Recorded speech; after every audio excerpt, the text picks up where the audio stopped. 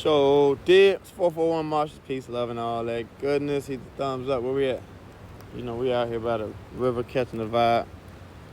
We built on earth, water, fire, and air this week. So, I want to tap in with Moana and quick thesis on how the whole movie Moana was carried out. So if you remember, Moana is the hero's journey story, and she was connected to the grandma that was connected to the earth, to the water elements, and the water spoke to her. So in essence, she was born a waterbender. She naturally had a connection to the water, and her grandmother taught her the way of the water. Quote unquote, Avatar, the blue people, they had the Way of the Water movie. And you notice Jake, Sully, and all them, they tribe had got ran away from the earthbound tribe where they had the tree of life, and they were forced to go out into the water. What does this represent? This represents the emotional basis and the emotional standing that we have in our being. We're 70-some% water already. So people like Yaki Awakening, he explains that we don't even need to drink water to exist. We need to energize our body with cellular foods and active water, which is basically fruit, the juice from the fruit. And what you're basically looking to do is balance these energies. You know, a lot of us can come from families where yelling is involved, people getting excited easily, people losing their awareness, people getting into a abuse of authority. These are symptoms of a unbalanced emotional system. Right now, the wind is coming off of the tide, super heavy, super strong. So if you don't understand how the water works, you'll never be able to get out here and travel the way you want, because the tide is just going to take you wherever it wants to take you. Feel what I'm saying? So what was Moana doing? She was a navigator, and she went out on a trip by herself.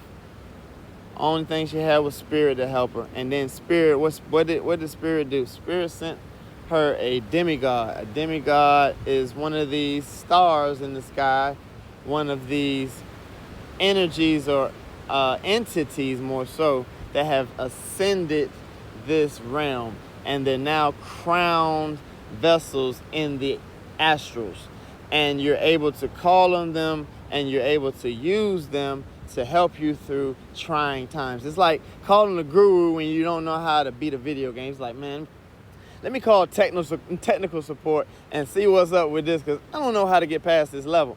So you'll call on a certain ascended master, quote unquote, Jesus, Thoth, Trismegistus, Zeus.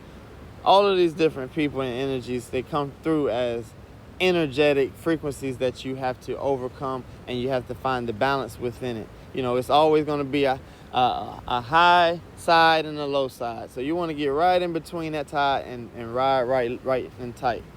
So Moana, she got a demigod, Maui. Maui was a little unruly. All he wanted to do was steal the jewels. So this is important, because some of us, starseeds, we have demigods that are misdirecting us, and we have to be smart enough to redirect him and us to the goal. You feel what I'm saying? Because at the end, Maui got his sword back. He got his straightening from Mother Earth. And Moana did her thing. She went back home. In the second movie, it's important because they had air, fire, earth. And she was a representation of water. So earth was a little grumpy. You know, fire was a little overzealous. Air was a little controlling. So they all had their little issues. And Moana was working the kinks out. They had a whirlwind of a time on that boat.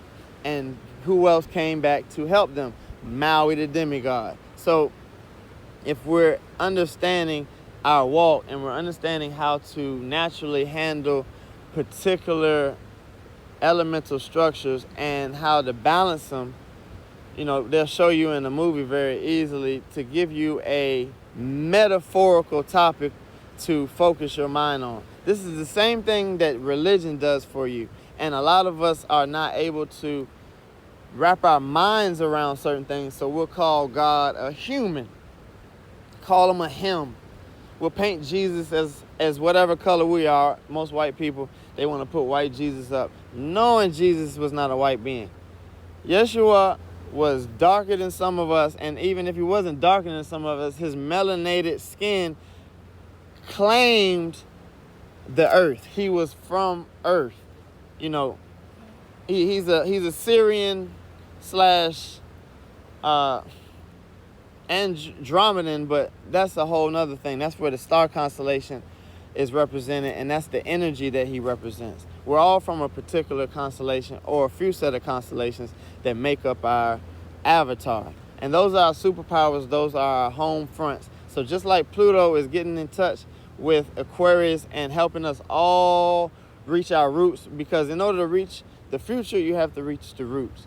So we're able to value the past, and we can build on the past from what we've learned from it. Good, bad, ugly. Regardless of what it is, you can heal from it and move forward. Some people have witnessed and been through some tumultuous past events that left you very traumatically torn.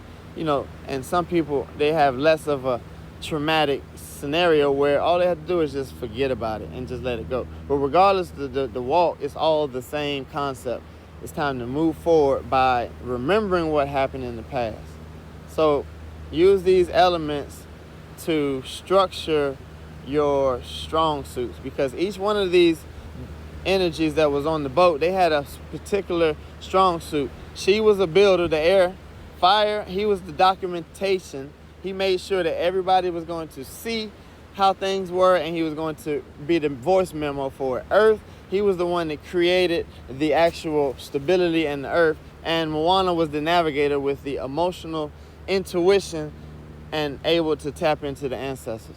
So that's just a little breakdown. We're going to have this breakdown more often in these movies, because they give you so much occult knowledge that if you pay attention to the comedy side of it only, you're going to miss the whole entire point. So y'all be peace. Love.